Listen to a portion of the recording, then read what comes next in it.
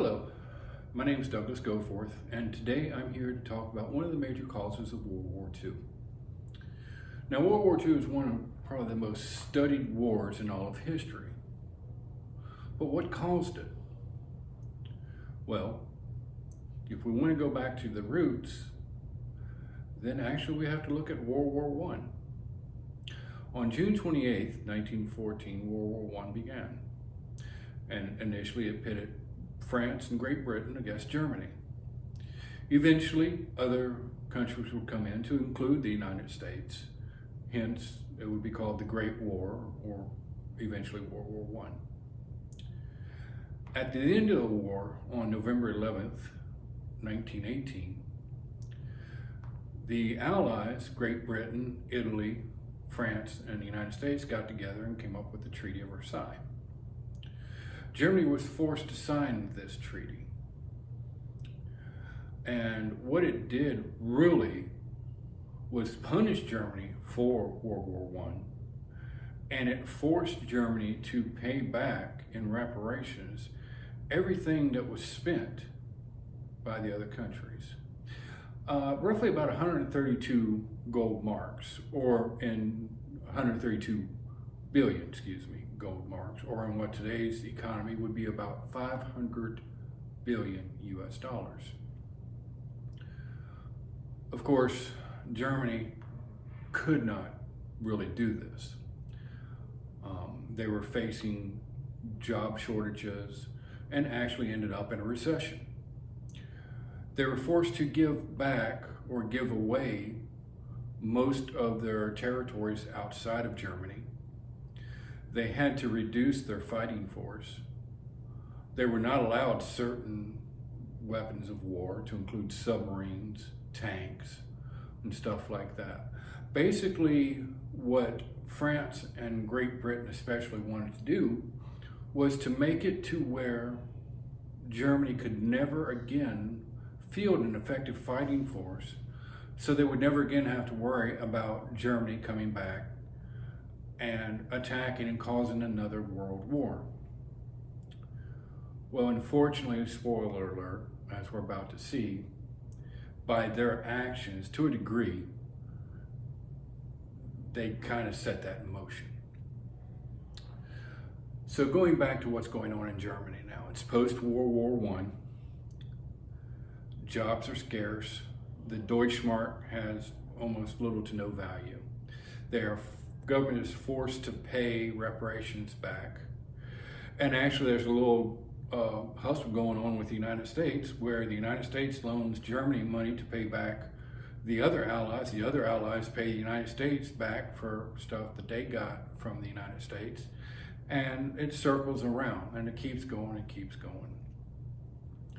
Of course, over time, the German people become really fed up with this situation. They're tired of it. They're embarrassed about the laws. There's hardships all around. Because of this, a party comes to power called the Nazi Party, and pretty soon at its head will become, unfortunately, a well-known person, Adolf Hitler. Now, Hitler's many things. He was an author, and actually in World War I, he was an artilleryman, so he fought in World War I. But what he was best at was being an orator, was speaking to the masses. If you see a lot of the history videos from World War II, you'll see Hitler getting very excited and speaking very passionately. And basically he's telling the German people that, you know, it's not your fault. We're going to take care of this. We're going to do away with the Treaty of Versailles. We're not going to be stuck under these thumbs anymore of the Allies. So one of the things he does is, in secret, he actually starts building equipment that he's not allowed to have.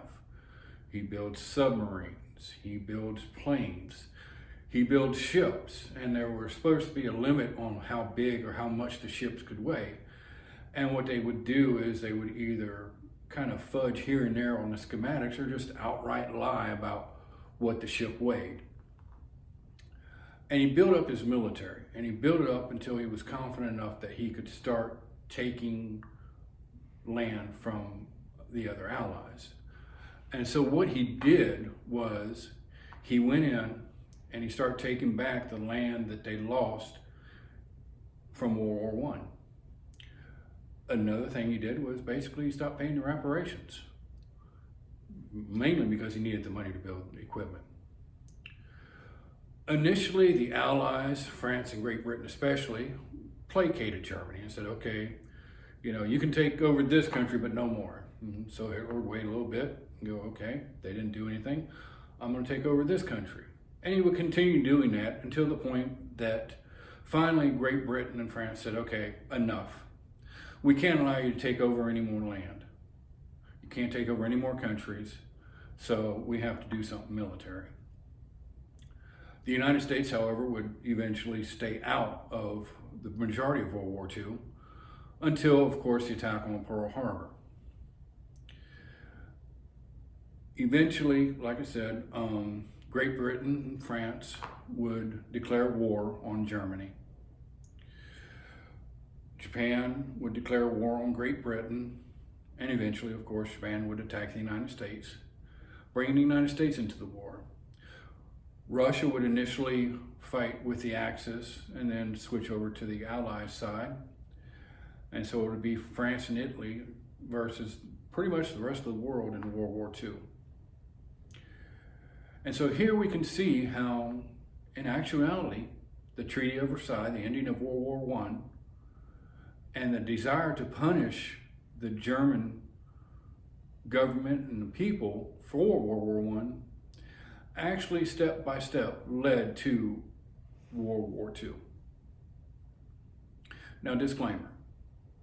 This is solely for a historical purpose. I do not by any means support the ideas or properties behind the Nazi Party, nor do I support the fact of the start of World War II or anything like that. I'm just passing along historical information. Thank you.